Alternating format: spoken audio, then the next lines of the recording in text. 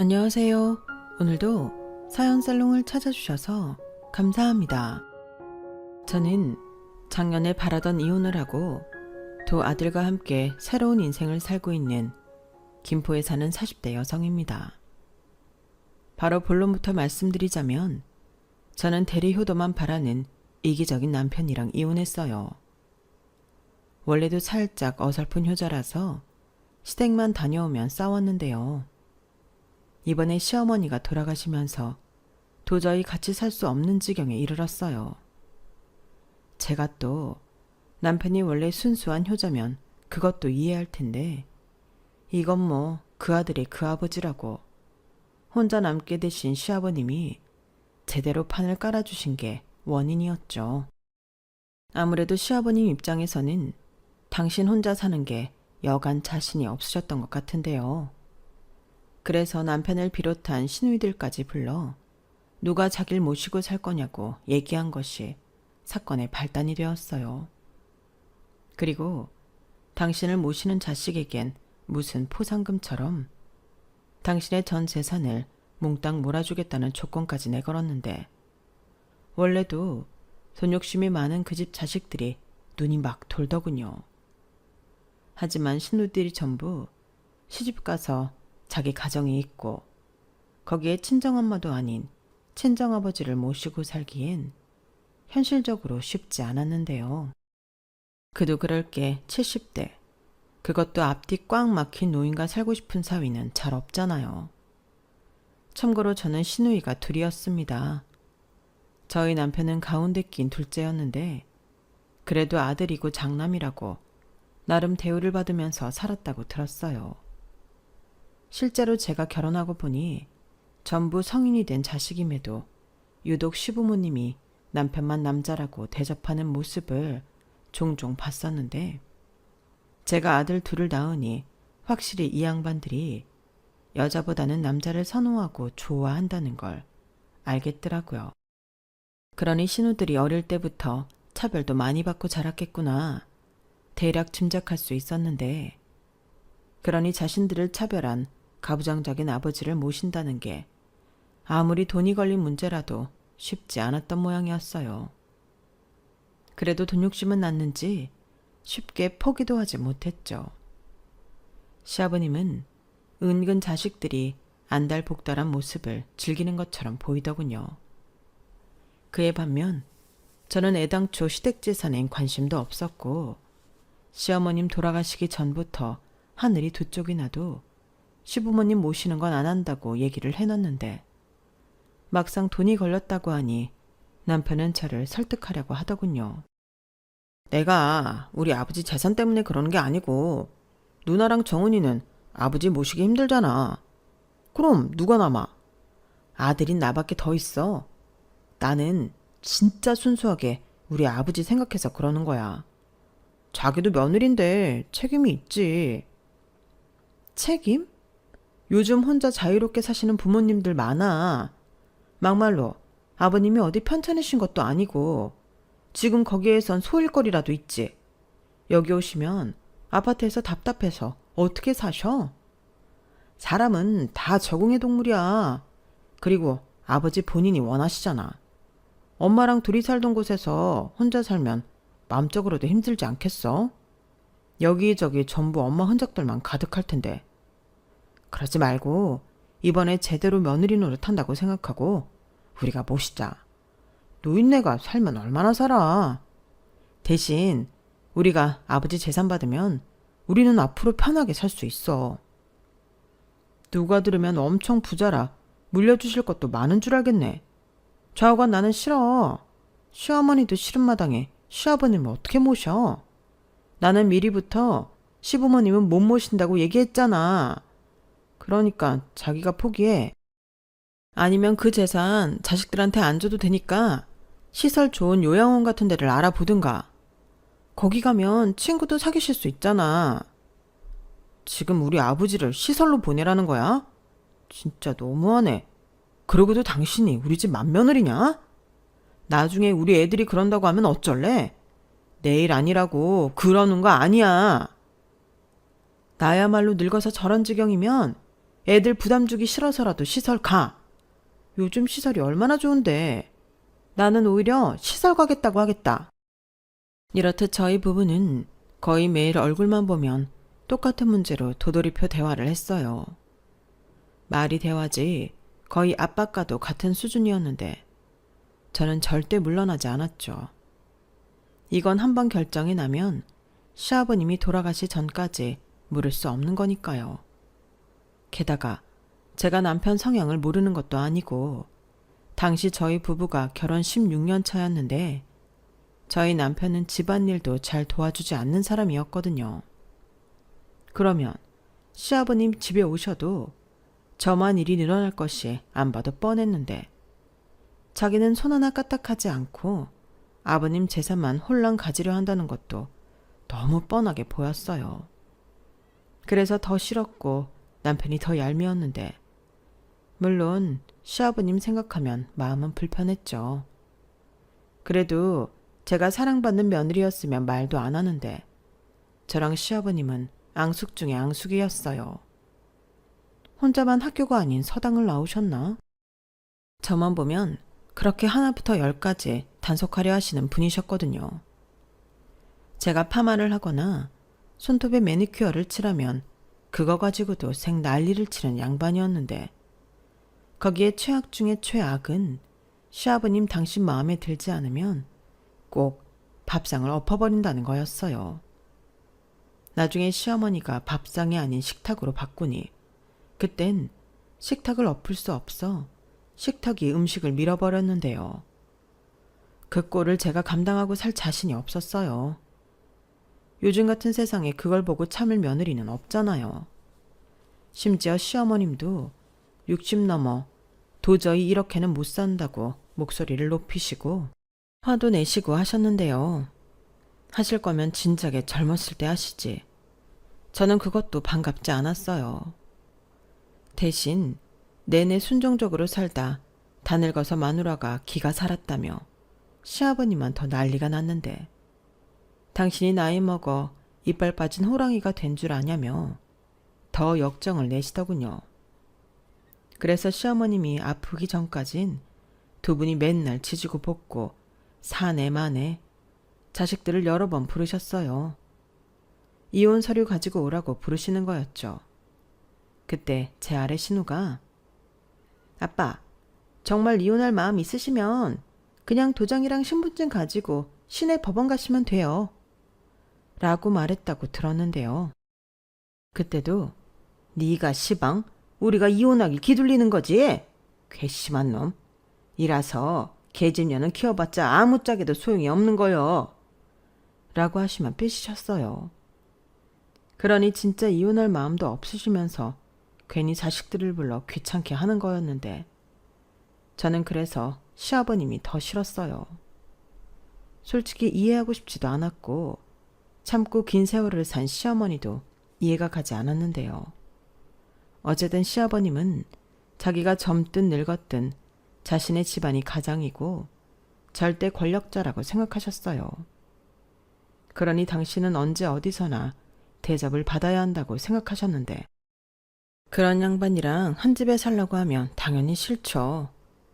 그리고 저희 남편 때문에라도 싫었는데요.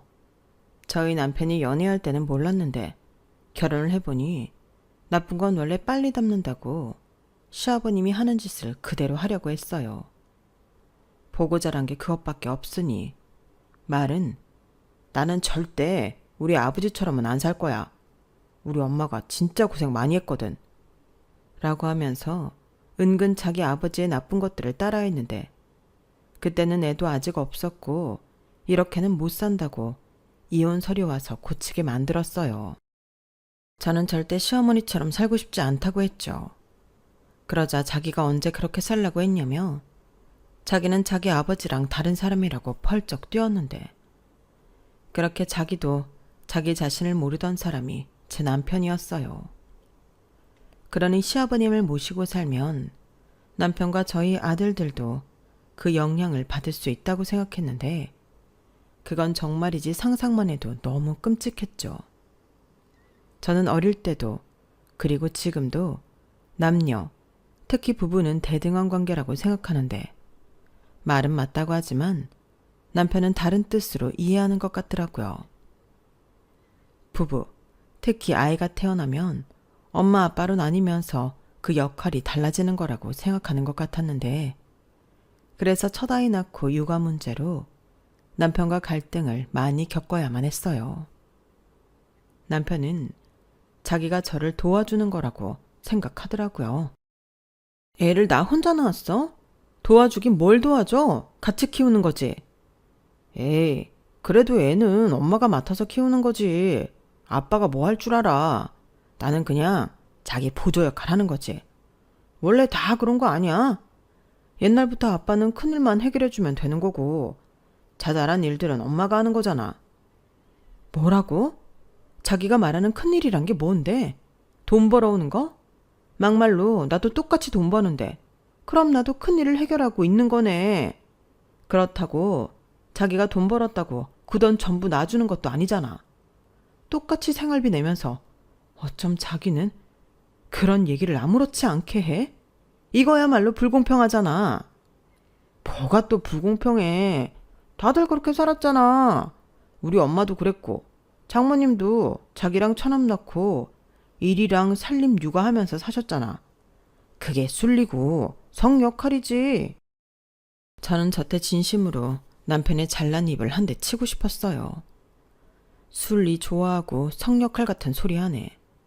그렇게 따지면 여자는 돈 벌 걱정하지 않고 집에서 살림이랑 육아만 해야죠. 시어머니도 밭일이다 농장일이다 시아버님이랑 똑같이 일을 했고 저희 엄마도 저희 남매 낳고 직장을 다녔어요. 대신 저희 친정은 저희 아빠가 늘 엄마를 떠받들고 살았는데 그만큼의 대우를 해주지도 않을 거면서 저렇게 말하는 게 너무 뻔뻔해 보였어요. 저런 인간이라는 걸 왜 결혼 전에는 몰랐을까? 제 자신에게도 화가 났고요. 그래서 두 아들만큼은 저 집 남자들처럼 키우지 않겠다 다짐하며 대부분 포기하고 살았는데 시어머님이 지병으로 돌아가시고 시아버님 거처 때문에 남편과 매일 다투며 살다 보니 정신적으로 너무 힘들었어요. 애들도 사춘기이고 한참 공부 때문에 예민할 시기였는데 거기에 아버님 눈치까지 보고 살라니 말도 안 되는 일이죠. 그래서 제가 고민 끝에 내린 결론이 있었어요. 한 집에서 같이 사는 건 너무 불편하고 근처에 원룸이나 빌라 작은 걸 구해 시아버님을 모시자고 했는데요. 그러면 제가 챙겨드리기도 편하고 주말 같은 때는 당신이 오셔서 식사하시고 가시면 되니 이것보다 더 나은 아이디어는 없다고 생각했죠. 물론 제가 신경을 아주 안 쓰고 살 수는 없으니 어느 정도는 감수한 일이었는데 남편과 시아버님은 싫다고 했어요. 그건 모시는 것도 아니고 안 모시는 것도 아니라는 거였죠. 나 참. 그러면 기어코 한 집에서 저 하나를 두고 부려 먹어야 속이 시원하다는 건데. 그래서 저도 어쩔 수 없이 남편한테 선택하라고 했어요. 당신이 정 그렇게 아버님을 모시고 싶으면 결정을 해. 나랑 이혼하고 당신이 모실 건지 아니면 포기할 건지. 당신이 애매하게 구니까 지금 아버님만 중간에서 기대하고 계시잖아. 왜 나한테 따져? 지금 문제는 내가 아니라 자기지. 나랑 아버지는 같은 생각이야. 2대1인데 그럼 자기가 양보를 해야지. 내가 왜? 정작 아버님 모시면 내 손이 더 가고 불편할 사람이 난데 내가 왜 양보를 해? 됐고 나랑 살 건지 아버님이랑 살 건지 결정을 해. 저는 그냥 나쁜 며느리가 되기로 마음 먹었어요. 괜히 어설프게 도리 찾느라 제 무덤 제값하고 싶지 않으니 그냥 나는 시아버님이랑은 같이 못 산다. 그러니 네가 결정을 해라. 이렇게 밀고 나갔죠. 그리고 저는 누구랑 다르게 정말로 이혼할 생각도 있었는데요. 제가 직장이 없는 것도 아니고 막말로 혼자 살라고 하면 더 잘 살지 못 살 것 같진 않았어요. 대신 여느 부부들이 그렇겠지만 별 탈 없으면 그냥 저냥 이혼하지 않고 살 생각이었는데 이렇게 일방적으로 며느리니까 희생하라고 강요받으니까 그까지 며느리 안 하고 싶었죠. 하지만 남편은 제가 마음에도 없는 소리를 하며 자기를 협박한다고 생각한 눈치였어요. 오히려 장황하게 나이가 많아 혼자 있기 힘든 시아버님을 어떻게 외면할 수 있냐며 저를 천하의 도리도 모르는 못된 며느리라고 비난했는데 저는 비난하라고 내버려 뒀어요. 그래, 나 나쁜 며느리니까 나한테 더 이상 강요하지 마. 싫은 건 싫은 거지. 자기는 자기 엄마가 어떻게 살고 또 어떻게 가셨는지 알면서 그걸 나한테 시키고 싶어? 여기서 그 얘기가 왜 나와? 우리 아버지가 좀 옛날 사고방식을 갖고는 있지만 며느리한테까지 꼬장꼬장하게 굴진 않아. 그래? 그건 자기 생각이고 아버님은 나 염색하고 파마하는 것도 싫어하셔. 아마 같이 살면 잘 때 편하게 입는 것도 뭐라고 하실걸? 내가 왜 이 나이에 그런 시집살이를 해? 막말로 자기는 우리 엄마랑 살 수 있어? 매일 일찍 들어와라, 술 먹지 말아라. 잔소리 들으면서 살 수 있냐고. 그리고 언제부터 자기가 효자라고 이래? 자기는 아버님이 말하는 재산 때문에 그러는 거잖아. 재산 받고 싶으면 자기가 모시고 그 돈 당당하게 받아. 왜 나한테 그래? 부부는 일심동체잖아. 누가 하는 게 뭐가 중요해. 그리고 그 돈을 나 혼자만 받아서 써. 우리 애들 대학 갈 때도 쓰고 장가 보낼 때도 쓰지. 됐네요. 남편은 100% 당첨인 로또를 앞에 두고 고생하기 싫어서 그걸 마다하는 제가 이해가 가지 않는다고 했어요. 그래서 제가 정말 로또만큼 시아버님 재산이 많이 있는지 확인은 해봤냐고 물었는데 그건 확인 하나 마나라고 하더군요.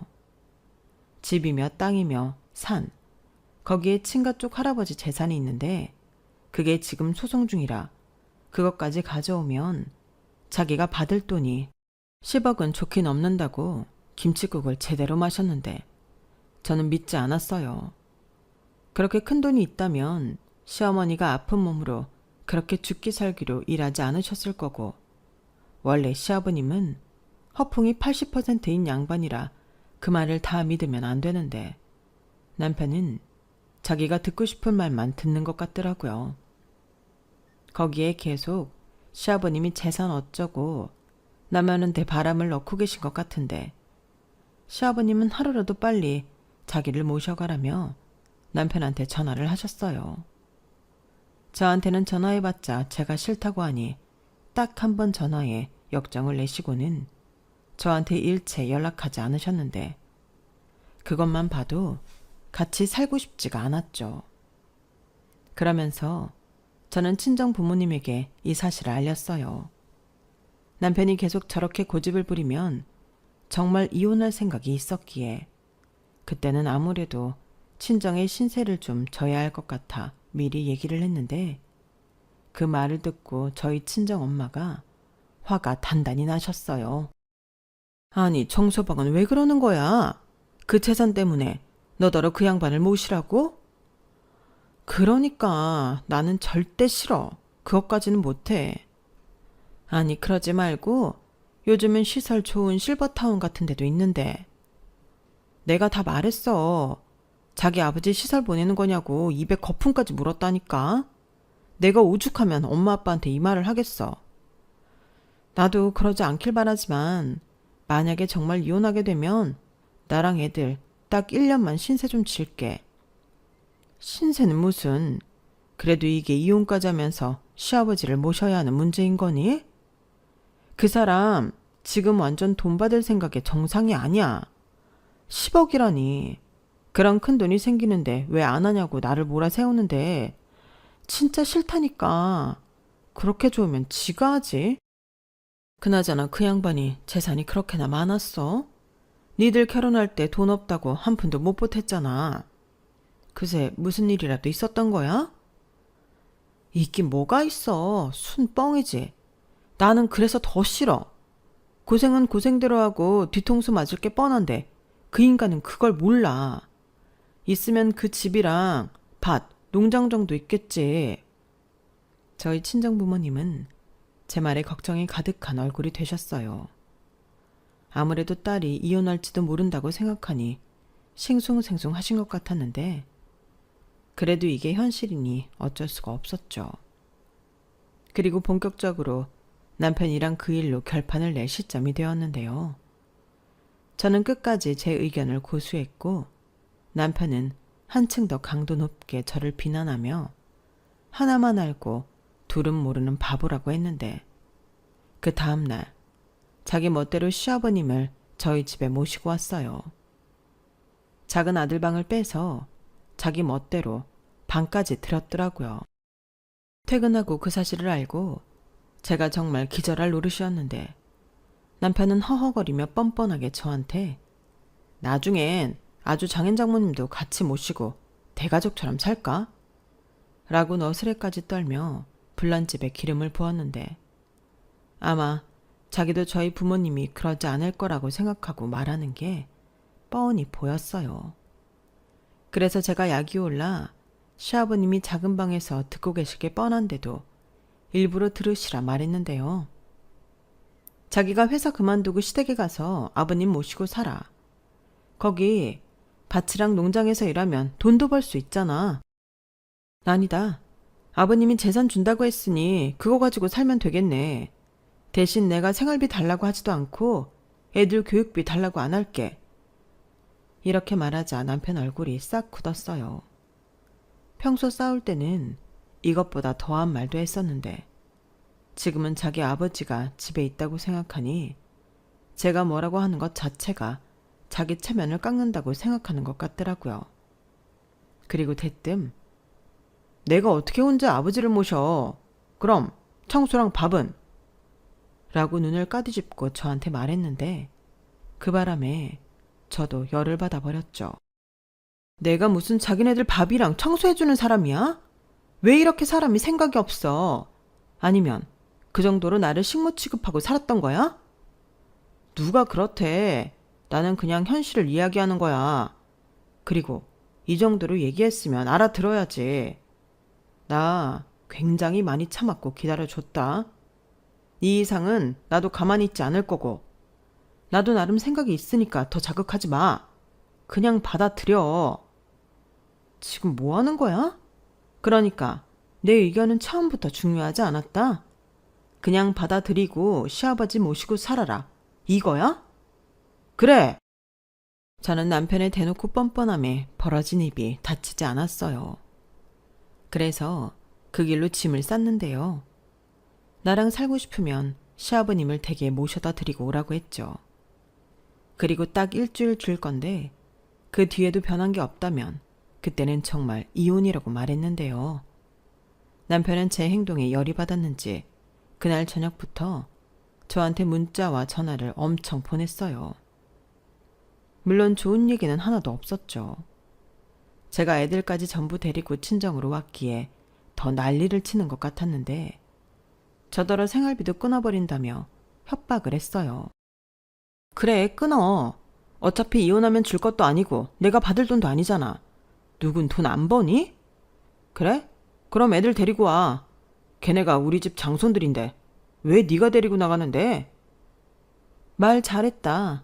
다 큰 아들애들이 엄마가 나가자고 순순하게 따라와? 애들도 자기 멋대로인 당신이랑 아버님 싫어서 나 따라온 거야. 됐고, 정말 이렇게까지 해야겠어?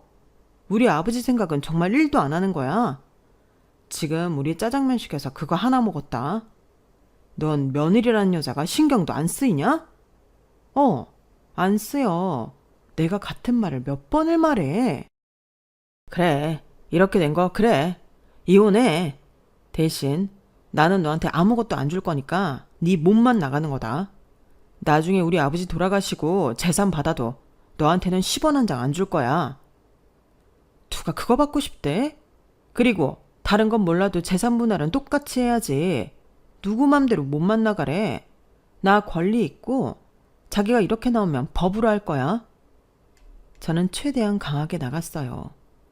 이런 인간은 절대 틈을 보여주지 말아야 한다고 생각했기에 이미 이혼 쪽으로 마음이 굳혀진 제 생각을 분명히 전했는데요. 그러자 그제야 이 인간이 제가 그냥 하는 쇼가 아니라는 걸 알았는지 뒤늦게 저를 살살 구슬리기 시작하더군요. 하지만 그냥 시아버님을 모시고 사는 게 싫었기 때문에 그 어떤 사탕발림에도 제 마음은 전혀 동요가 되지 않았는데요. 급기야 화가 난 시아버님이 저한테 얼굴 보고 얘기하자며 전화를 하셨어요. 솔직히 만나는 것 자체가 꺼려졌는데 시아버님은 무조건 얼굴을 보고 이야기하자고 하셨고 저는 최대한 좋게 다시 살던 집으로 가셨으면 좋겠다는 말을 하려고 나갔는데요. 저를 보자마자 가게 테이블을 탕탕탕 치며 큰 소리로 저한테 호통을 치셨어요. 이게 씨방 무슨 짓거리여? 이혼? 너는 네 집에서 그라고 배웠냐? 자, 여러분. 시아버지 모시고 살기 싫어서 집을 나가더니 이젠 이혼하겠다고 하는 뻔뻔한 며느리 낯짝 좀 보쇼. 아버님, 지금 뭐 하세요? 왜? 창피하냐? 이거 창피한 줄은 알고 네가 하는 짓이 창피한 줄은 모르고 내 집에 시집을 왔으면 어른 무서운 줄 알아야지. 어디서 여자가 이혼 소리를 함부로 혀? 좋은 말로 할 때 당장 우리 손자를 데리고 집에 들어와. 싫어요. 지금이 무슨 70년 80년대인 줄 아세요? 이혼하고 싶으면 하는 거지. 여기서 여자 남자가 왜 나와요? 제가 이래서 아버님이랑은 못 산다고 하는 거예요. 이렇게 대놓고 대접만 바라는 아버님을 제가 어떻게 모시고 살아요? 저는 제 인생 안 살아요? 왜? 저도 어머님처럼 평생 아버님 시중만 들다 병 걸려 죽으라고요? 뭐요? 시아버님은 제 말에 화가 났는지 또 테이블을 퍽 치고 벌떡 일어나셨어요. 그러자 가게 사장님이 뛰어와 이러실 거면 나가라고 하셨는데 시아버님은 어디서 손님들어 나가라 말아요. 손님 운왕이라는 말도 몰라. 이 사람이 장사하면서 큰일 날 사람이네. 라고 말했는데 가게에 있던 사람들이 일제히 눈살을 찌푸렸어요. 이 정도로 시아버님은 자기만 알고 세상이 자기 중심으로 돌아간다고 생각하는 사람이었는데 그래서 더 싫었어요. 그리고 언젠가 제 남편도 저런 인간이 충분히 될 수 있다고 생각하니 더 끔찍했는데 그때부터는 그냥 이혼하는 게 제가 제 인생을 구하는 거라는 생각을 하게 되었죠. 그런데 정말 기가 막힌 소리가 들려왔어요. 같은 동네 살던 친한 언니가 저더러 집을 내놓았냐고 전화가 걸려왔는데 이 망할 인간이 집까지 자기 멋대로 부동산에 내놓았더라고요. 그 사실을 알았을 때는 저도 피가 거꾸로 솟는 것 같았는데 이런 인간을 남편이라고 10년 넘게 한 이불을 덮고 살았나 경멸스러웠어요. 그래서 바로 남편한테 따지러 갔고 남편은 왜? 내 집인데 내가 네 허락받고 팔아야 해? 나는 우리 집이랑 아버지 살던 집이랑 밥이랑 농장 정리해서 더 큰 평수 전원주택 갈 거야. 아버지 같은 노인이 살기 아파트는 힘들잖아. 라고 말했는데 이 인간은 정말로 자기밖에 모르는 놈이구나 하는 생각이 들었어요. 애석하게 집은 공동명의가 아닌 남편 단독명의였는데 저도 남편이랑 똑같이 대출금이랑 이자 상환하는데 다달이 50만 원씩 내고 있었어요. 그런데 이름이 지 이름이라고 저렇게 뻔뻔하게 나오니 손이 부들부들 떨렸는데 그 뒤로는 더 가릴 것도 없어서 바로 이혼 소송을 하기로 마음먹었어요. 변호사 사무실만 해도 5군데 가서 상담을 받았는데 수임료는 좀 비쌌지만 가장 믿음이 가는 곳을 골라 소장부터 작성했죠. 그리고 변호사님 말로는 집을 팔던 말던 신경 쓰지 말라고 했는데요. 어차피 소송 들어가면 다 증명되고 사모님 몫은 따로 챙길 수 있으니 너무 걱정하지 마세요. 남편분이 자영업을 하시는 것도 아니고 직장 다니셔서 급여 압류나 통장 압류하는 방법도 있고 하려고 하면 방법은 많으니까요. 그리고 양육비도 다달이 받지 마시고 일시급으로 청구하시죠. 저렇게 말을 해주니 한결 제 마음이 의지도 되고 놓이더라고요. 그리고 소장을 받은 남편은 저한테 문자로 늙고 아픈 시아버지 모시기 싫어서 이혼 소송하는 여자는 대한민국에서 너 하나밖에 없을 거다. 이게 이혼 사유가 될 수 있다고 생각하냐? 그래, 해봐. 판사님이 퍽이나 네 편 들어주겠다. 라고 문자를 보냈고 저는 이것도 쓸 수 있으면 증거로 쓰려고 지우지 않았어요. 그리고 대꾸해봤자 쓸데없이 기분만 더 상할 것 같아서 답도 하지 않았는데요. 그 뒤에는 핸드폰에 불이 나도록 전화가 오더군요. 제 핸드폰뿐만 아니라 애들 핸드폰도 마찬가지였는데요. 이미 애들한테도 엄마인 제 흉을 엄청 보면서 지금이라도 아빠한테 오라고 했나 보더라고요. 하지만 제 아들들은 어릴 때부터 이미 엄마 편이었고 제가 시켜서가 아니라 자기들 의지로 아빠가 아닌 엄마를 선택했는데 그래서 큰애는 나는 엄마랑 살 거야.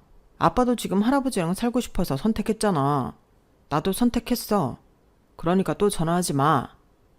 라고 말을 하고 지 아빠 번호를 차단했다고 했는데요. 그에 반면 마음이 여린 둘째는 아빠 전화를 다 받아주며 혼자 아빠를 설득하려 노력을 했다는 걸 뒤늦게 알았어요.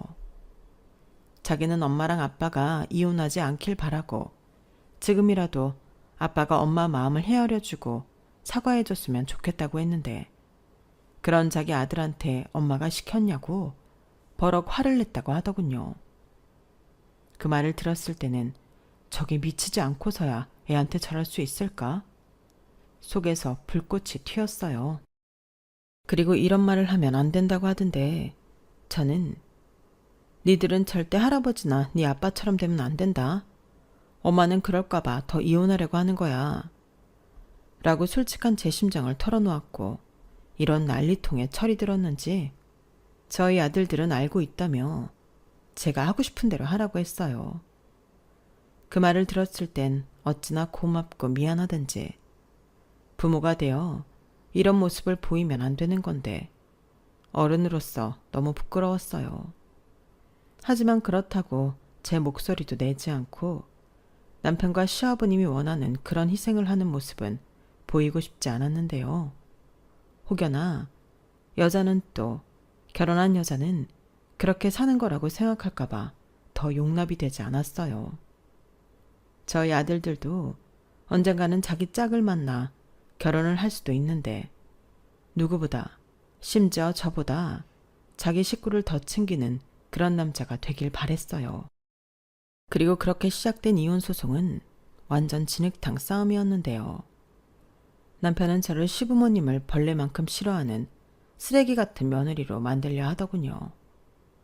그러면서 자기는 가장으로 또 아빠로서 가족을 지키고 싶다고 이혼을 원하지 않는다며 눈물 연기까지 펼쳤는데 진심 소름이 끼쳤어요. 아니 이미 신뢰라고는 쌀 한 톨만큼도 없는데 이혼하지 않으려 하는 그 속내가 너무 이해가 가지 않더라고요. 그런데 소송 중 법원을 나서다가 그 인간이 진심을 알게 되었는데요. 이 인간은 저를 부려먹기 위해서라도 놓아줄 생각이 없는 인간 말종이었어요. 그게 무슨 자랑이라고 법원 복도에서 자기 친구한테 전화로 얘기를 하고 있더라고요. 그 말을 듣는데 어찌나 화가 나던지 대화 중간부터 핸드폰으로 녹음을 했는데 변호사님이 이건 불법이라 증거를 쓸 수 없다고 하더군요. 그것도 정말 억울했어요. 이게 팩트인데 이걸 쓸 수 없다니 답답하더라고요. 그래서 제 주변 사람들한테 그 녹음 파일을 확 뿌려버렸어요. 저랑 남편을 동시에 알고 있는 사람들도 있으니 그런 사람들한테 남편의 실체를 알리고 싶었죠. 그리고 그것 역시 불법이라면 그에 맞는 벌을 받을 생각도 있었는데요. 그만큼 저는 이혼에 진심이었고 이런 인간은 대대적으로 망신을 시켜줘야 한다는 것에 완전 꽂혀 있었어요.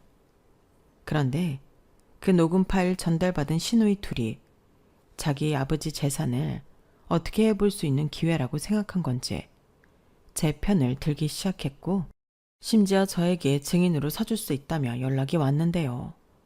처음으로 고맙다는 생각이 들더군요.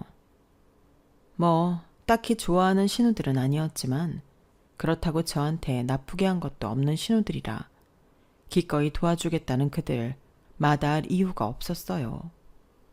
그래서 신우들이 증인으로 참석했고 평소 대리 효도를 시키며 중간에서 이득만 취하라고 했던 자기 동생이자 오빠에 대한 진술을 해줬는데요. 그 덕에 소송은 제 쪽으로 기울었어요.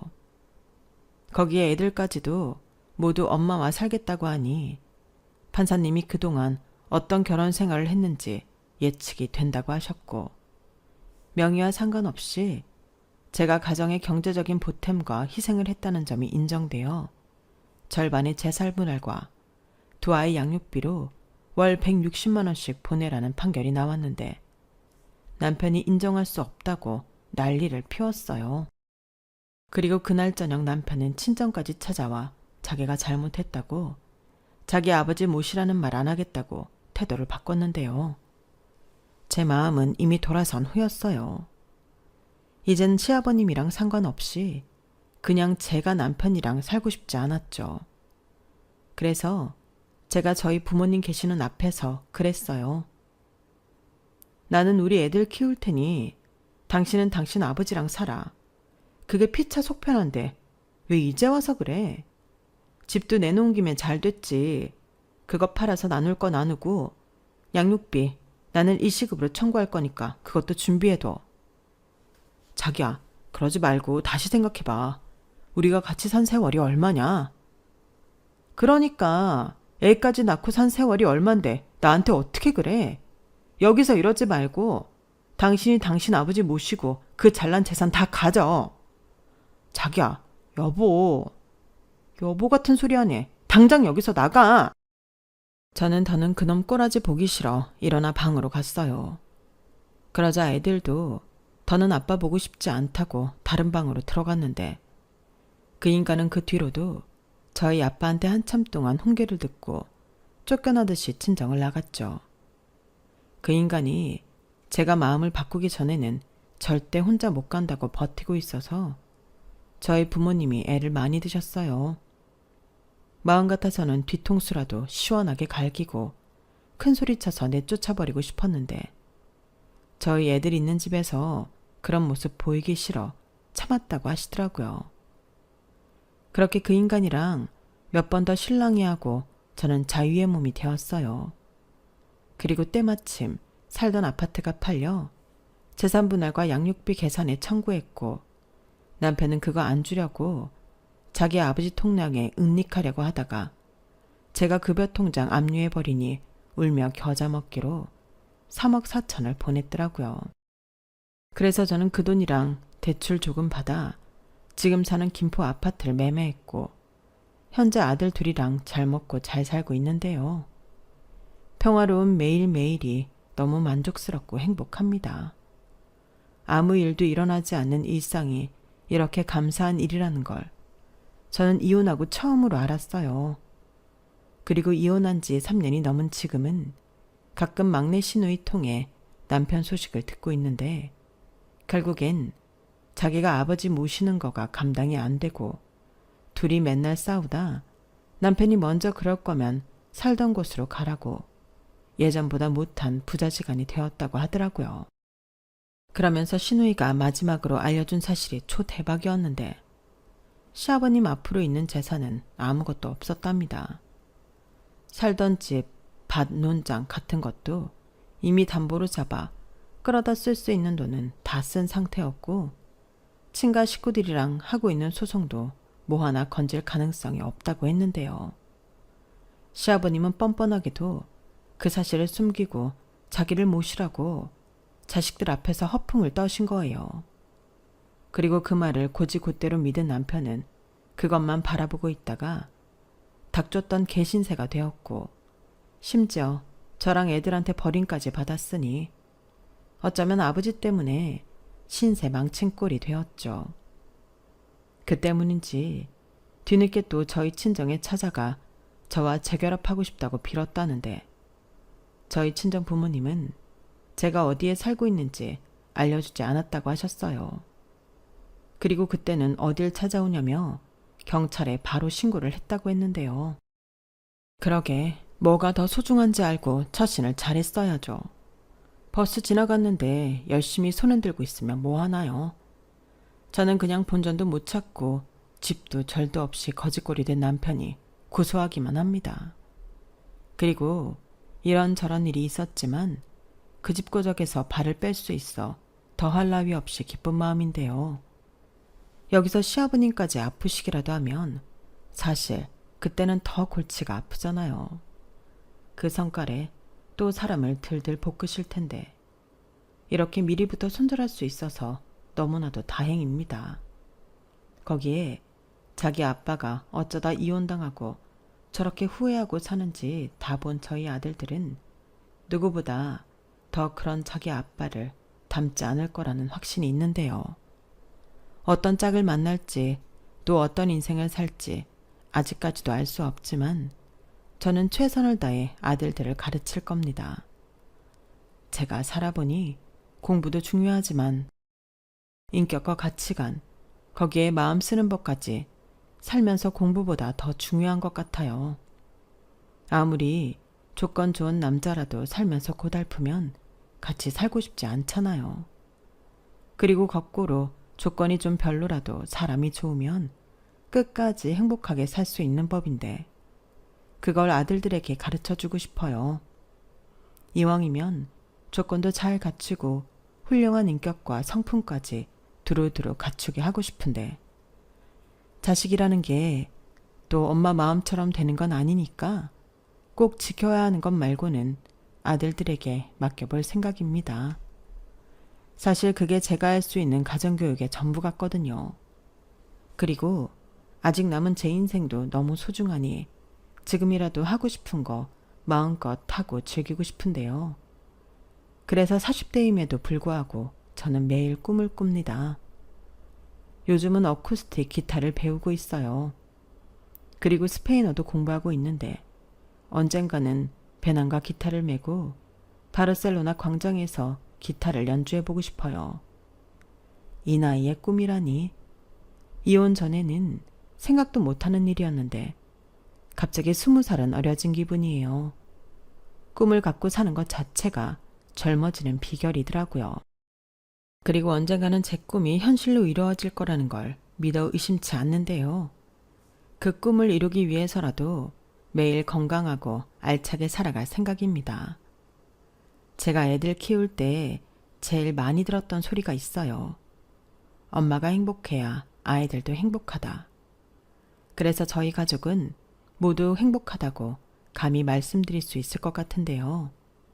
부디 제 사연을 함께 듣고 계신 여러분들도 한 분 한 분 행복하셨으면 좋겠습니다. 제 사연은 여기까지예요. 지금까지 제 사연 들어주셔서 진심으로 감사드리고요. 늘 건강하시고 행복하세요. 고맙습니다. 여러분, 사연 댓글에 응원과 현명한 조언 부탁드려요. 좋아요와 구독은 저에게 큰 힘이 됩니다. 오늘도 좋은 일 가득하세요.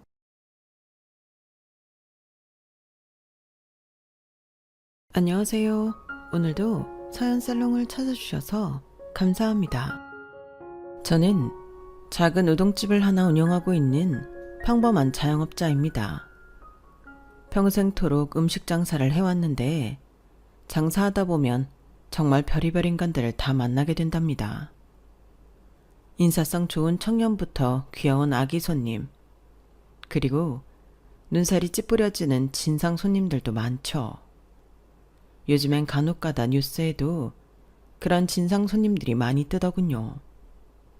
요즘에야 세상이 좋아져서 저희 같은 식당 주인이 곤란한 상황에 처하면 다른 손님들이 그렇게 영상도 찍고 하지만 저 때는 그런 것도 없었어요. 그냥 무조건 참고 손해보고 좋게 좋게 넘어갔죠. 그러다 보니 말도 안 되는 나쁜 놈들도 많이 봐왔습니다. 그런데 얼마 전 저는 그때까지 봐왔던 나쁜 놈들과는 비교도 할 수 없을 만큼 심성 자체가 악한 사람을 보게 되었어요.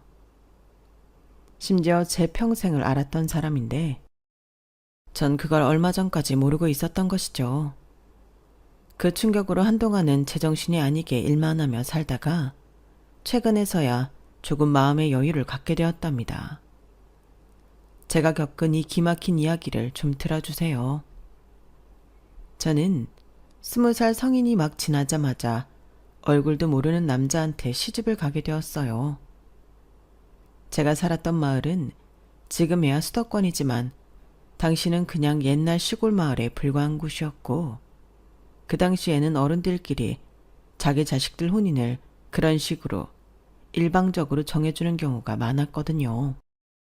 게다가 전 딸만 7인 집안의 5째 딸이라 성인이 되면 그렇게 결혼을 하게 되리라는 걸 저도 어느 정도는 알고 있었죠. 제 의견이 하나도 들어가지 않는 혼인이라고 해도 웬만하면 좋은 남자를 만나게 되길 바랐지만 제 운명은 그렇게 흘러가지 않았어요. 제 남편은 아주 전형적인 개자식이었습니다. 무심한 아버지가 저에게 얼마나 관심이 없으셨는지 그 인간을 통해 뼈저리게 알 수 있었죠. 남편은 저랑 9살 차이 나는 인간이었는데 낡고 큰 트럭으로 우리 마을과 서울을 오가며 여러 물자를 유통해주던 사람이었어요. 결혼을 한 바로 다음 날부터 제 얼굴은 쳐다도 보지 않았고 애초에 집구석으로 들어오는 날 자체가 별로 없었어요. 거의 매일같이 술을 처마셨고 친구들과 노름을 하다가 돈을 잃게 되는 날이면 들어와서 저에게 분풀이를 해댔죠. 당연히 저희 사이에 아이가 생길 리가 만무했는데 그 인간은 술에 잔뜩 취한 채 저에게 애도 못 낳는 년이라며 온갖 욕을 해댔어요. 이 재수없는 년, 애도 못 낳는 쓸모없는 년. 네가 이 집에 들어오고 나서 일이 더 안 풀려. 하여간 돈도 안 되는 년 같으니라고. 뭐야? 왜 눈을 그따구로 떠? 너도 나 무시하냐? 니까지 것도 나 무시하는 거야? 사실 그 인간도 아이를 가지겠다는 생각 따윈 없었는데도 저는 그런 욕을 들으며 살아야만 했어요. 그리고 나서 그 인간은 서울에 갈 때마다 여자가 있는 술집을 들락거리기까지 했죠. 저도 그 인간에 대한 애정이 요만큼도 없었기에 마음이 아프거나 하진 않았지만 화는 나더군요. 혼자 있는 밤이면 저절로 신세한탄도 하게 되고요. 손바닥만한 방구석에서 저는 차라리 돈이라도 벌자 싶어서 상리를 받아다가 하기 시작했어요. 남편놈이 생활비를 많이 가져다 주는 놈도 아니었거든요. 저는 매일같이 그 인간이 차라리 영영 집에 들어오지 않기만을 바라며 살아가고 있었죠. 그렇게 시집을 온 지 5-6해가 지났을 때였어요. 어느 날 그 인간이 서울에 다녀오더니 조그만 남자애를 데리고 오더군요. 5살 정도 돼 보이는 깡마르고 조그만 아이였죠. 남편놈은 그 아이를 무슨 감자자루 던져주듯이 저에게 보내며 네가 키워라 딱 한마디만 하더군요. 기가 차고 어이가 없었어요. 가타부타 설명하지 않아도 그 인간 아들이라는 건 똑똑히 알 수 있었죠. 남편놈을 거푸집으로 찍어낸 것처럼 아주 똑같이 생겼거든요. 아무리 애정이 없기로써니 부부로서 할 짓이 있고 못할 짓이 있는데 그 인간 같지도 않은 놈은 얼굴 색 하나 변하지 않고 애를 던져놓고는 아무 일 없단 듯 평소처럼 바깥으로 나돌더군요. 남편 하는 꼴만 보면 속에서 천불이 나지만 이제 갓 5살 되었다는 애는 무슨 죄인가 싶어서 그래도 굶기진 않았어요. 그렇다고 살갑게 굴었던 것도 아니었죠. 솔직히 제가 무슨 성모마리아도 아니고 누렁이 밥 주듯 제때 끼니나 챙겨주면 됐지 그 이상 뭘 해줄 이유는 없다고 생각했죠. 남편 아들은 5살짜리 애가 어디서 그렇게 살다 왔는지 벌써부터 눈치를 엄청나게 보더군요. 도무지 애 같지가 않고 벌써 다 큰 애처럼 자기 자리 제대로 정하고 제가 뭐라고 말하지 않아도 알아서 상차림을 돕곤 했는데 솔직히 그 당시에는 그런 모습이 더욱더 정이 안 가더라고요. 달리 말하자면 그 나이에도 똘똘한 아이였던 거죠. 돌이켜 생각해보면 눈치도 빠르고 제 생활 패턴에 알아서 맞춰서 움직이니 제가 실질적으로 힘든 부분은 없었어요. 다만 그때까지 남편이 거의 없다시피 혼자 살고 있던 제 입장에서는 서로 한마디도 없이 대면대면한 상태로 모르는 아이와 한 지붕 아래서 사는 것이 영 껄끄러웠던 것이었죠.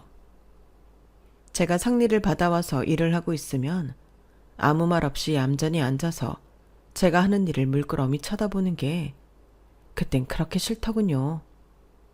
그래서 아이를 마당으로 내쫓았어요. 남이 일하는 거 쳐다보고 있지 말고 나가서 놀던지 해라. 무슨 내가 놀지도 않고 방구석에만 있니? 어차피 친구가 없어요. 그럼 나가서 만들면 되지.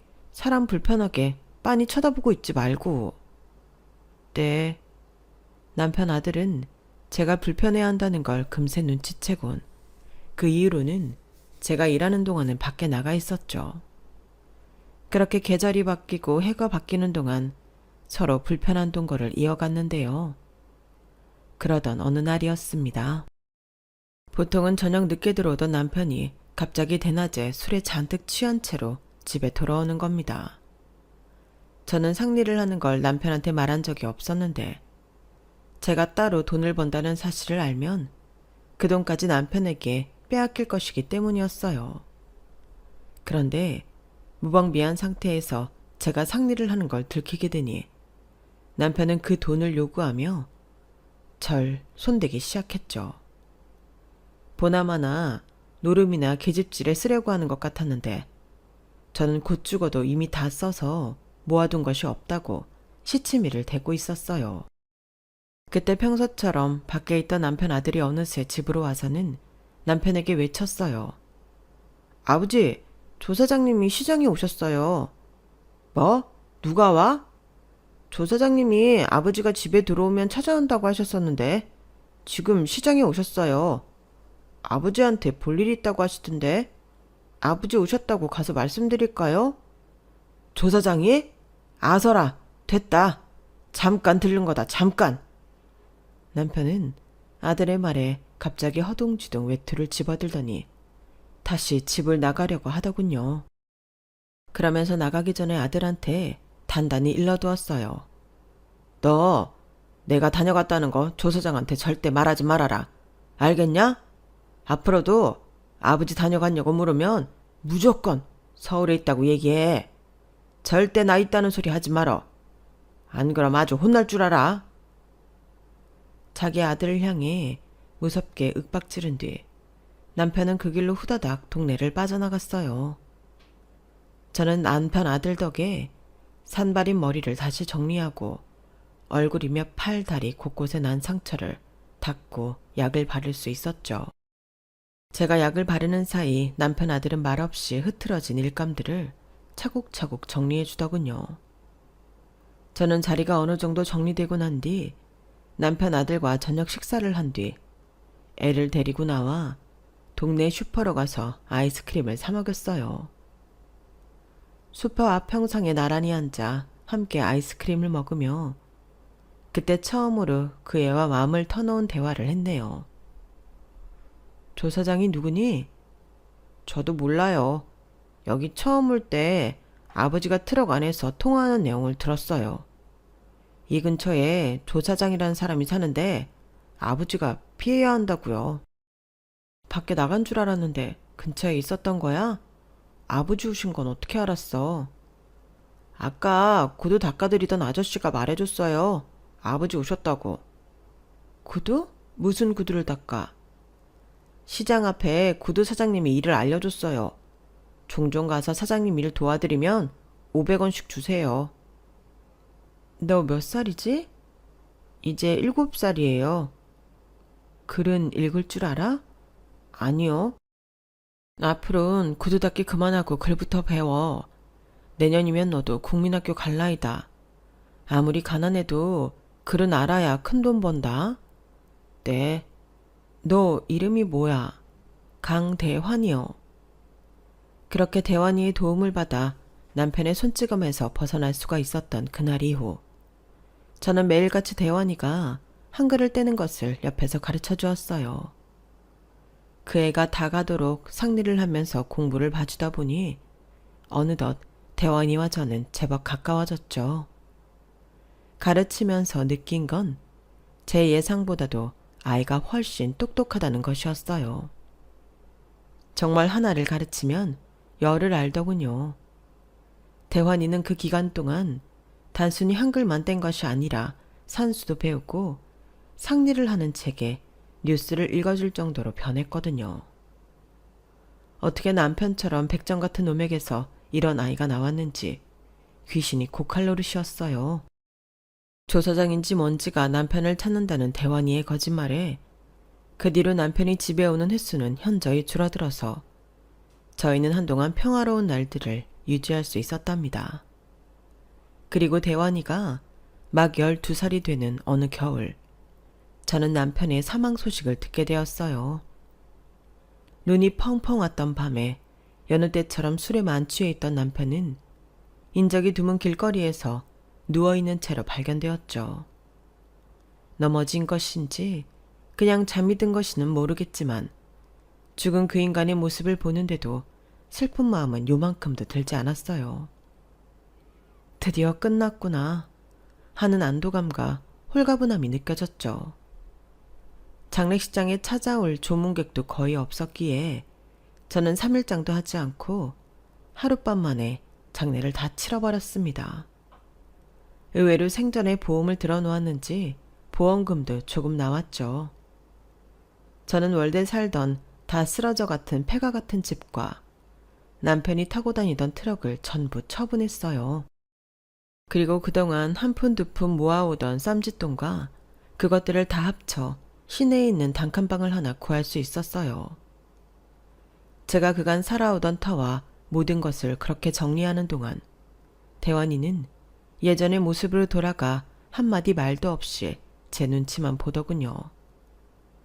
본인 입장에선 그래도 자기 친아버지가 죽은 건데도 장례식 내내 눈물 한 방울 흘리지 않고 계속 의기소침하게 제 동향만 살폈어요. 제가 원래 살던 집에서 있던 짐을 전부 정리하고 이사 준비를 마치는 동안까지도요. 저는 애가 왜 본인 짐은 안 싸고 저러고 있을까 싶었는데 저에게 쭈뼛쭈뼛 다가와서 하는 말에 깜짝 놀랐네요. 아줌마, 저 버리지 말아주세요. 저 공부도 잘하고 살림도 잘하잖아요. 별로 많이 먹지도 않고요. 그게 무슨 말이야? 널 버리다니.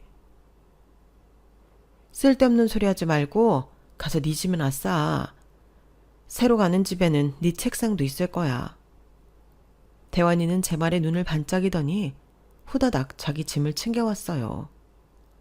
자기 짐이라고 해봤자 조그만 책가방 하나에 전부 들어갈 만큼 적었죠. 후다닥 제 곁에 선 대환이는 저한테 다짐하듯 말하더군요.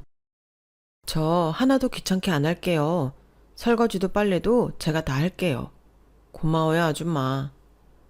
됐어, 살림은 내가 해. 넌 공부나 해라. 까불지 말고. 제 말에 대환이는 그제서야 긴장이 풀렸는지 웃으면서 저를 쫄래쫄래 따라왔죠. 제가 괜히 그런 말을 한 게 아니라 저는 정말 그 아이가 좀 아이답게 지내길 바랬어요. 안 그래도 대환이는 이미 제 나이에 맞지 않을 정도로 똑부러지게 제 앞가림을 알아서 척척하는 애였거든요. 다른 아이처럼 학원 같은 곳은 언감생심 꿈도 못 꾸고 학교만 보내는데도 항상 1등을 해오고 제가 잠깐 외출을 하면 설거지도 해놓고 본인 빨래도 알아서 해놓곤 했죠. 동네 사람들 모두가 그런 대환이를 개천에서 난 용이라고 말하곤 했고 저도 그 말에 전적으로 동의했어요. 확실히 머리가 비상한 아이였거든요. 그렇기에 저는 어느새부턴가 대환이가 저나 남편과 같은 인생은 살지 않기를 바라고 있었어요. 갖고 태어난 좋은 머리로 인간답게 살길 바랬죠. 그래서 새로 이사를 간 뒤엔 본격적으로 돈을 벌 자리를 구했습니다. 마침 시내에 일자리가 하나 나왔다는 소식에 저는 한달음에 달려가 그 일을 구했어요. 사람들이 많이 다니는 자리에 있던 우동집이었죠. 시장과도 가까운 거리라서 오며 가며 사람들이 간단하게 후루룩 먹고 가기 좋아 가게는 늘 장사가 잘 됐고, 그러다 보니 바쁘게 일을 도와줄 사람이 필요했어요. 일은 늘 고되고 뜨거운 음식 그릇에 여기저기 대기 일수였지만 그래도 과부인 제가 일을 시작할 수 있다는 것 자체에 감사하며 열심히 일을 했죠. 그리고 그렇게 해서 번 돈으로 묵묵히 대환이를 키워냈어요. 다른 집 부모들이 하듯 용돈도 주고 가끔 맛있는 음식을 해먹이기도 하면서요. 하루하루 평화로운 나날이 몇 해 동안 이어지던 어느 날, 평소처럼 분주하게 일을 하고 있는데 거기가 소란스러운 겁니다. 그 동네가 워낙 작고 동네 사람들끼리 친하게 지내다 보니 무슨 사건이 하나 터지면 삽시간에 소문이 퍼졌거든요. 이번엔 또 무슨 일인가 싶기도 하면서도 너무 바빠서 신경을 못 쓰고 있었는데 사장님이 후다닥 저한테 오셔서 얼른 경찰서에 가보라고 하는 거예요. 자네, 얼른 이거 두고 경찰서부터 가봐. 얼른. 네? 경찰서예요? 갑자기 왜요? 대환이가 거기가 있다잖아. 동네에 삐뚤어진 걔 있지? 철영이. 걔랑 같이 갔대. 얼른 가봐. 얼른. 우리 대환이가요? 우리 애가 그럴 리가 없는데? 대환이가 그럴 리가 없다고 생각하면서도 저는 저도 모르게 정신없이 앞치마를 내려놓았어요. 그 길로 경찰서까지 한달음에 달려갔죠. 경찰서에 도착하니 앉아있는 아이들 얼굴이 전부 가관이더군요. 하마탕 치고받고 싸운 것 같았어요. 그리고 철영이 아빠가 먼저 와 있었는데 계속 한 손으로 저희 대환이 머리를 내리치면서 혼을 내고 있더군요. 그걸 보는데 저도 모르게 욱 하는 마음이 들면서 그 사이를 비집고 들어가 철룡이 아빠를 미쳐버리고 철영이 머리를 수차례 내려쳤습니다. 아줌마, 지금 뭐 하는 거야? 그러는 아저씨야말로 뭐 하는 짓이에요? 아저씨가 뭔데 남의 아들 머리를 그렇게 무식하게 내려치냐고요? 누가 누구 아들이라는 거야? 얘가? 누가 부모 없는 애 아니랄까봐 아주 뚫린 입이라고 아무 말이나 했었으니까 그렇지. 얘가 그러래요? 철영이야말로 마을에서 불량스럽다고 소문이 자자한 애인데 그런 애 말만 듣고 지금 남의 애한테 손찌검을 하냐고요. 그러자 곁에서 난처한 표정으로 있던 경찰이 자초지종을 설명해 주셨어요. 그 내용은 이랬어요. 같은 반인 철용이가 대환이한테 커닝페이퍼를 만들어 달라고 먼저 제안을 했답니다. 숙제도 대신 해달라고 했고요. 그런데 대환이가 철용이가 요구하는 것들을 하나도 들어주지 않자 화가 난 철용이가 애들이 있는 앞에서 대환이한테 욕을 퍼부으면서 위협적으로 굴었다더군요. 부모도 없는 고아 주제에 반항한다는 식으로요. 그런데 그 얘기를 들은 대환이가 눈 하나 깜짝 않고 너도 엄마 없잖아. 멀쩡한 엄마가 바람나서 도망가는 것보다 나은데? 라고 맞받아치자 머리 끝까지 화가 난 철용이가 주먹을 날리면서 싸움이 시작된 것이었죠. 반 애들 말로는 철용이가 대환이한테 부모가 없다고 놀린 적이 한두 번이 아니었다고 해요. 그럼 우리 애가 아니라 철영이 저놈이 처음부터 우리 애를 못살게 군 거네요. 그래놓고 뭘 잘했다고 남의 머리를 그렇게 내리쳐요. 당신 아들한테 빨리 사과하라고 해요. 뭐? 저 소리를 듣고도 그딴 말이 나와? 애가 뚫린 입이라고 저딴 저급한 소리를 해댄다는데 아줌마가 애 보호자라면 아무리 부모 없는 애라도 교육은 똑바로 시켜야 할 거 아니야. 우리 애가 뭐 없는 말 했어? 아저씨가 허구한 날 시간만 나면 낚싯대 들고 사라지고 그 집 할머니가 며느리를 그렇게 못살게 굴었다지? 그런 집구석에서 와이프가 바람이 안 나고 배겨? 뭐라고? 이 여자가 말이면 다인 줄 아나? 그리고 아저씨야말로 애 교육을 어떻게 시켰길래 벌써부터 조그만 게 컨닝을 할 생각을 해요? 어? 자식 교육을 대체 어떻게 시키는 거야? 내가 당장 이 길 학교 가서 교장 선생님 뵙고 제대로 문제 삼을 거예요. 알았어요? 철웅이 저놈의 자식이 아주 각별한 주의가 필요한 애라고. 누가 지 남편 잡아먹은 여자 아니랄까봐 뭔 놈의 여자가 이렇게 드세? 아줌마 애도 아니면서 왜 이렇게 쌈딱처럼 바락바락 대드냐고. 우리 아들 얼굴은 그럼 저절로 이렇게 피어나고 멍들었어? 제가 주먹을 휘두르니까 맞은 거 아니야. 그럼 아저씨네 애가 저렇게 못돼 처먹게 구는데 싸움이 안 나게 생겼어요? 그리고 얘가 왜 내 아들이 아니야? 아저씨 자식보다 훨씬 더 잘 키우고 있구만. 애 하는 꼬라지 보면 누가 봐도 댁내 아들이 내놓은 자식이네요. 학교 끝나면 학원을 가던 놀이터에서 놀던 아니면 집에 가야지. 허구한 날 뒷동산에서 불량한 애들이랑만 어울리고 아주 이 동네에 소문이 파다하다고. 알아? 실제로 철영이는 옷도 늘 꾀죄죄하고 관리가 안 되는 티가 났고 행실이 안 좋은 것도 유명했어요. 제 말에 철영이 아빠는 얼굴이 불그락 푸르락해지면서도 아무런 반박도 못했죠.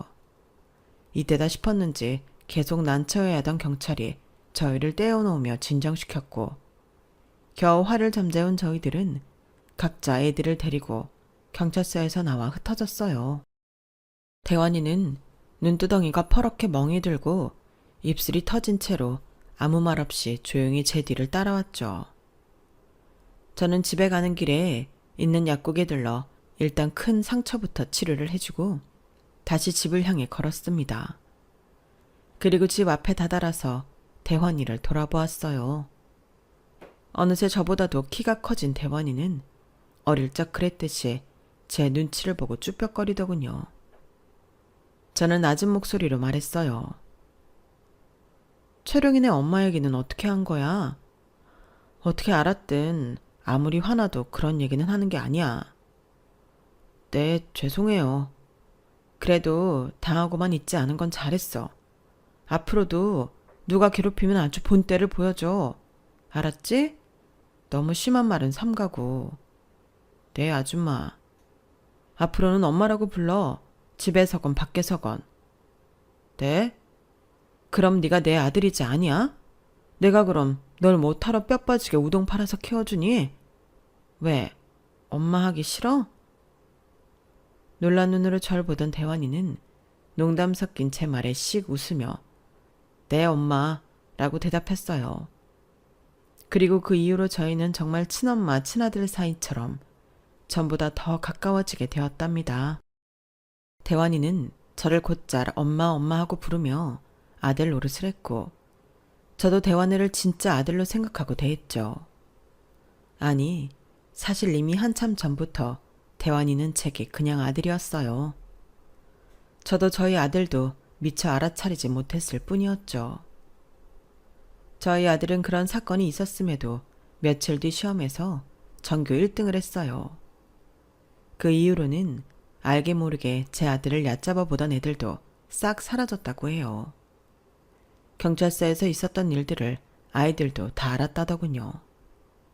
괴롭히는 아이들이 전부 사라지니 아들은 제대로 공부에만 집중을 할 수 있었어요. 전교에서 1등을 하는 것을 넘어 전국 순위를 따져볼 만큼요. 아이가 비범하니 저는 항상 아들에게 꿈을 크게 가지라고 가르쳤는데요. 역시나 제 말을 잘 듣는 저희 아들은 치과 의사가 되고 싶다고 했고 저는 아들의 그 꿈을 이뤄주기 위해서 고등학교 때는 옆 동네에 있는 사립고등학교에 진학시켰습니다. 학비가 일반 학교보다 2배는 더 들어갔지만 제가 조금 더 열심히 돈을 벌면 되니 아들에겐 걱정 말고 공부만 열심히 하라고 했죠. 어떤 부모인들 그렇지 않았겠나요? 고등학교에 올라가면서 아들은 더욱 무서운 기세로 공부를 했어요. 아무래도 공부를 잘하는 학생들이 모여있는 곳이라 그곳에서도 좋은 성적을 유지하려면 더 열심히 해야 했거든요. 덕분에 아들과 둘이 보내는 시간은 현저히 줄어들었죠. 가끔 낯설게 느껴질 정도로 무섭게 공부하던 저희 아들은 결국 치의대에 한 번에 들어가게 되었답니다. 아들이 합격 소식을 알리던 날 저희 두 사람은 거의 제정신이 아닐 정도로 비명을 지르며 환호했어요. 엄마, 나 합격이야. 나 합격 떴어. 세상에, 그렇게 들어가기 어렵다는 대학을. 세상에, 우리 아들 너무 축하해. 엄마, 고마워. 이제부터 진짜 시작이야. 내가 꼭 치과 의사 돼서 돈 엄청 많이 벌게. 얘 태환아, 옷 챙겨라. 오늘 하루만큼은 우리 나가서 먹고 싶은 거 실컷 먹자. 남들이 보기엔 그렇게 고가의 음식은 아닐지 모르겠지만 그날 저희는 나름 성대한 파티를 마음껏 즐겼어요. 그동안 아들이 그렇게 고군분투하는 동안 저도 많은 변화가 있었는데요. 제가 오랫동안 일하던 우동집 사장님이 딸과 함께 미국으로 이민을 가게 된 것이었어요. 사장님은 예전부터 저와 제 아들을 딱하게 여기며 이것저것 많이 챙겨주신 분이었는데 이민을 가면서도 가게를 저에게 인수해주고 가셨죠. 사장님과 헤어지는 건 너무 아쉽지만 저희 사정을 생각하면 얼마나 감사했는지 모릅니다. 아들의 학비가 정말 어마어마했거든요. 아들에겐 학비는 하나도 걱정하지 말라고 안심시켰지만 사실 전 이때 처음 대출을 받게 되었어요. 서울로 간 아들은 공부에만 매진하느라 좀처럼 얼굴을 보기가 어려워졌죠. 저 역시 그런 아들의 뒷바라지를 하느라 하루도 쉬지 않고 일을 했습니다. 어려서부터 꿈을 크게 가지라고 가르친 덕인지 아들은 국내 치의대에만 머무르지 않고 미국 유학에도 도전했어요. 솔직히 처음 그 얘기를 들었을 때는 그게 될까 싶었는데 아들은 정말로 미국 대학까지 덥석 붙어버리더군요. 합격 소식을 들었을 땐 아들과 함께 있었는데 우린 서로를 얼싸안고 눈물을 흘릴 수밖에 없었죠. 고생했다 우리 아들. 그동안 정말 너무 고생했어. 세상에 나 미국이라니. 내가 해준 것도 별로 없는데. 아니야, 엄마가 해준 게 뭐가 없어. 그동안 학비며 생활비, 용돈까지 전부 엄마가 뒷바라지 해준 건데. 고마워 엄마. 내가 정말 크게 성공해서 엄마 꼭 호강시켜 줄게. 최대한 빠르게 공부하고 올게. 그런 생각은 말고 넌 그냥 네 공부에만 신경 써. 넌 가서도 분명 잘할 거야. 항상 건강 챙기고. 엄마야말로 너 없어도 건강 잘 챙기고 있어. 내가 여건 되는 대로 종종 올게. 아니, 내가 공부 마치고 자리 잡으면 미국 여행도 다니고 그러자. 아들의 말에 저는 웃으며 끄덕였고 그렇게 머나먼 타국으로 아들을 보냈습니다. 그리고 저는 대출을 한 번 더 받았어요. 거의 다 갚아가던 대출이 도로 다시 생긴 건데요. 그래도 저는 그 돈이 하나도 아깝지가 않았답니다. 미국에 간 아들은 전보다도 더 연락하기가 어려웠어요. 당연히 어려운 공부 중이니 그럴 거라고 생각했죠. 저는 그런 아들의 뒷바라지를 끝까지 할 수가 있었는데 가게를 인수받고 몇 년 뒤에 제가 살던 지역 전체가 재개발이 들어갔기 때문이었습니다. 살고 있던 집도 일하던 가게도 꽤나 큰 돈을 받을 수가 있었죠. 그간의 대출을 다 갚고도 남을 정도로요. 여유가 생기니 살고 있던 단칸방보다 좀 더 넓고 깔끔한 집으로 이사를 갈 수도 있었고 제가 직접 아들을 보러 갈 수도 있었어요. 해외를 나가보는 건 평생에 처음 있는 일이라 떨리기도 했지만 얼마 전에 막 졸업한 아들을 보러 간다는 생각에 들뜬 마음이 들기도 했죠. 그런데 아들이랑 연락이 안 되는 거예요. 처음엔 바빠서 그런가 보다 싶었는데 1년이 지나도 2년이 지나도 연락이 되질 않았어요. 다달이 돈은 계속 보내고 있는데 말이에요. 제가 미국을 잘 알지도 못하고 영어를 할 줄도 모르니 도대체 아들을 어떻게 찾아야 하는지 방법을 모르겠어서 답답해 미칠 지경이었어요. 그렇게 뭘 어쩌지 못하고 있는데 뜻밖에도 저는 예전에 제게 가게를 인수해 주신 우동집 사장님을 통해 아들의 소식을 듣게 되었습니다. 딸과 함께 미국으로 갔다는 말은 들었으나 제 아들과는 아예 동떨어진 곳에 있는 줄 알았는데 얼마 전 사장님 딸이 제 아들을 봤다는 거였어요. 다른 게 아니라 좀 이상해서 말이야. 저번에 우리 딸 경은이가 보스턴에서 대환이를 봤는데 이름도 딴 사람이고 자기는 죽어도 한국에서 태어난 사람이 아니고 재미교포라는 거야. 근데 우리는 알잖아. 어렸을 때부터 맨날 봤던 앤데. 네? 뭐라고요? 대체 그게 무슨 소린지. 걔가 왜 그러는지 모르겠네. 대환이랑 연락은 돼? 아니요. 저도 연락 안 된 지 오래라. 안 그래도 엄청나게 걱정하고 있었어요. 마지막으로 연락했을 때 제가 3년 전에 대환이 졸업했을 때였던 것 같은데 정말 저희 대환이가 확실해요? 그렇다니까. 자네가 얼른 와서 직접 봐봐. 사장님의 말씀에 저는 최대한 빠른 비행기표를 사서 미국으로 넘어갔어요. 말도 제대로 안 통하는 미국 땅에 손바닥만한 영어책을 들고 무작정 찾아간 것이죠. 공항에 나와 있는 사장님과 사장님 딸을 만났는데 두 사람의 표정이 너무나 어두운 겁니다. 절 봐도 계속 난처한 듯한 표정으로 있길래 제가 대체 무슨 일이냐고 재차 물어봤어요. 저의 추궁에 두 사람은 계속 주저하다가 결국 사장님 딸이 제게 본인이 알아본 바를 이야기해 주었습니다. 피학교를 졸업했던 3년 전 아들은 한인타운에 있는 한 치과에서 일을 시작하게 되었는데 일한 지 얼마 되지 않아서 곧바로 의료사고가 났었다고 해요. 믿기 어려웠지만 그 후로 아들은 아예 종적을 감춰버렸고요. 그런데 피해자가 나이도 있고 영어도 잘 못하시는 분이었기에 신고도 늦어지고 경찰도 비협조적이었다고 합니다. 그런 상황에서 얼마 전에 사장님 딸이 보스턴에서 저희 아들을 발견한 것이었죠. 아무리 봐도 이상해서 조사를 해보니 신분도 달라져 있고 부잣집에 장가까지 가서 잘 살고 있다더군요. 작은 사무실에서 일을 시작했는데 머리가 좋고 계산이 빠르니 승진이 빨랐고 평판도 좋으니 그 지역에서 잘 산다고 하는 집의 딸과 결혼까지 했다고요. 이야기를 듣는 내내 저는 멍하기만 했어요. 그런 믿기 힘든 일이 일어났다는 것도 충격적인데 그 사건의 중심에 저희 아들이 있다는 게 무섭기까지 했죠. 그런데 사장님이 한 말에 정신이 번쩍 들었어요. 그 와중에 부잣집 딸을 골랐다니 운도 좋아. 개천에서 난 용이라도 용은 용인 건가? 아니에요. 처음부터 알고 접근했을 거예요. 처음부터? 아무리 걔가 머리가 좋다지만 그게 가능했겠어? 대환이는 어려서부터 다른 사람들에 대한 정보는 엄청 빨리 파악하는 아이였거든요. 얼른 직접 봐야겠어요.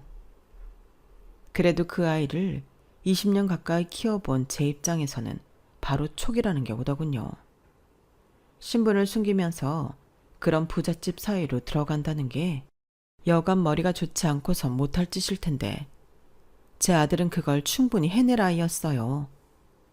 아들이 있다는 그곳으로 가는 동안 내내 머릿속에서는 수많은 질문들이 떠올랐죠. 대체 왜 이런 짓들을 벌인 건지, 왜 저한테는 아무런 말도 안 했는지 말이에요. 아들이 일하고 있다는 회사로 들어가니 거기 있던 사람이 누굴 찾아왔는지 묻는 것 같았어요. 저는 사장님 딸이 건네주었던 서류 속 아들의 사진을 보여주었죠. 그러더니 그 사람이 들어가서 대환이를 찾는 것 같더군요. 안쪽 저 멀리서 대환이가 일어나는 게 보였는데 때마침 어떤 한국인이 들어가더니 한국말로 대환이랑 얘기하는 게 들려왔죠. 앞에 어떤 아주머니 와 계신데 누구야? 아는 분이야? 아, 우리 집에서 일하는 식모야. 대환이 너? 제가 그 말에 화가 나서 불쑥 모습을 드러내자 대환이는 귀신이라도 본 것 마냥 눈이 휘둥그레지면서 창백하게 질렸어요. 그 와중에도 그 표정이 정말 상처더군요. 그런데 대환이는 그 와중에도 한국인 동료를 신경 쓰면서 절 진짜 식모처럼 대했어요. 아주머니, 일단 나가서 얘기합시다. 나오세요. 뭐? 아주머니? 너 그동안 이런 식으로 사기치고 살라고 내가 뒷바라지 한 줄 알아?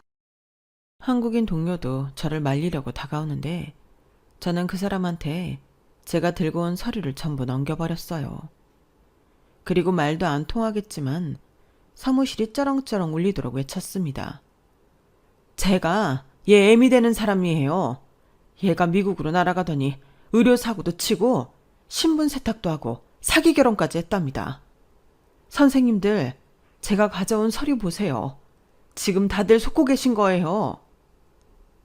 제가 넘긴 서류를 본 동료의 표정은 심각해지고 다들 무슨 일인가 싶어서 다가왔어요. 대원이는 얼굴이 더더욱 백지장처럼 하얗게 질려버렸고요. 그러다가 갑자기 대원이가 아이씨 라고 작게 욕을 하더니 순간적으로 절 밀쳐버리면서 나가는 문을 향해 질주하더군요. 하지만 얼마 도망도 가지 못하고 보안팀에 잡혀버렸고 그 길로 경찰에 넘겨지게 되었어요. 그리고 그때부터 아주 제대로 혼쭐이 나기 시작했죠. 대환이에게 속아 넘어간 처갓집에서도 대환이를 상대로 엄청난 소송을 걸었고 대환이가 다니고 있던 회사에서도 고소를 했죠. 몇 년 전 그냥 넘어갔던 의료사고와 관련해서도 엄청나게 후폭풍을 맞게 되었어요.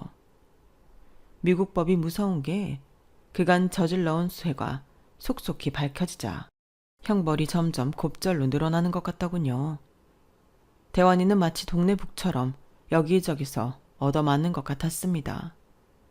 저도 그렇게까지 상황이 흘러갈 줄은 예상치 못했어요. 최종적으로 대환이는 남은 인생의 대부분을 감옥에서 보내야 할 정도로 형량이 나오게 되었죠. 다 그 나이가 그 꼬맹이였을 적에도 우는 법 한 번이 없던 아이가 법정에서 정말 엉엉 울더군요. 그 모습을 보는 저도 당연히 기분이 좋진 않았어요. 한국으로 다시 돌아오기 전 저는 대환이와 제대로 대화를 나눠보기 위해서 면회를 갔었어요. 그때까진 대환이가 큰 잘못을 저지르고 제게도 씻을 수 없는 상처를 줬지만 그래도 아직까지 내 새끼라는 마음이었죠. 속이 까맣게 타버린 채로 그 아이를 만났는데 그 아이는 분노가 가득한 눈으로 절 노려보더군요. 여긴 왜 왔어? 당신이 망쳐놓은 내 인생 비웃기라도 하려고? 뭐? 너 지금 엄마한테 그게 무슨 말버릇이야? 내가 널 이렇게 만들었다니. 널 이렇게 만든 건 바로 네 자신이지. 네가 순순히 처음부터 잘못을 인정하고 피해자한테 배상도 잘해줬으면 일이 이 지경까지 왔겠어? 그 멍청한 할망구가 자꾸 말을 안 듣고 움직이니까 사고가 난 거지. 그게 어떻게 내 잘못이야? 평생 시장바닥에 있던 당신이 의사가 하는 일에 대해 뭘 안다고 지적질이냐고. 나는 네가 치과 의사인지 뭔지가 될 때까지 내 모든 생을 바쳐서 네 뒷바라지를 해준 사람이야. 근데 어떻게 그딴 식으로 말을 하니?